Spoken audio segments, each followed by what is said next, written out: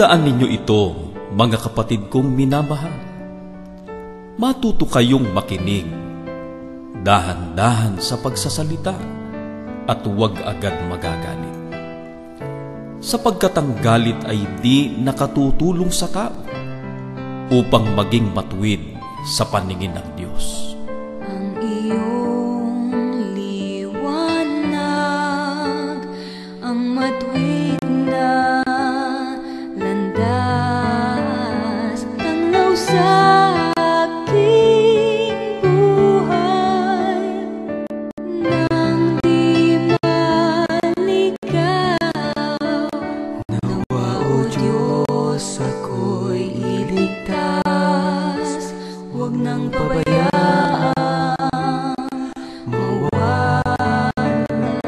Pakinggan bawat panalangin, tuwing ay alalayan,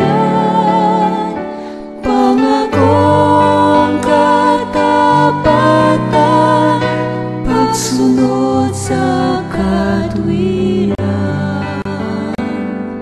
Pinili kong lakaran ang iyong tamang daan, at habang ako'y mayroong lakas, ika'y paglilingkuran.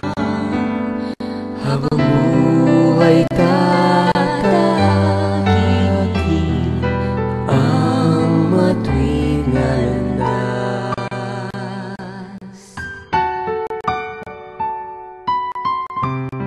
Ang malumanay na sagot ay nakapapawi ng puot, ngunit nakagagalit ang salitang walang taros.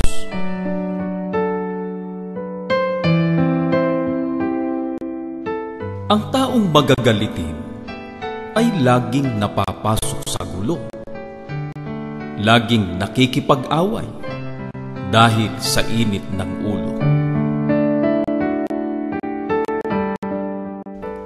Huwag kayong gumamit ng masamang pananalita. Sikaping lagi na ang pangungusap ninyo'y yaong makabubuti at angkop sa pagkakataon upang pakinabangan ng makaririnig.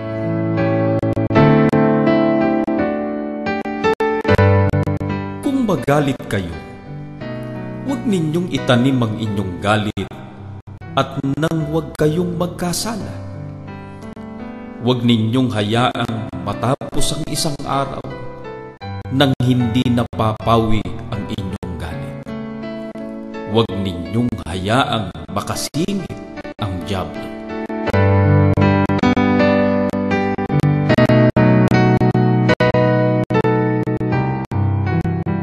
Manapay sa pagsasalita natin ng katotohanan na may pag-ibig. Lalago tayo kay Kristo na siyang ulo.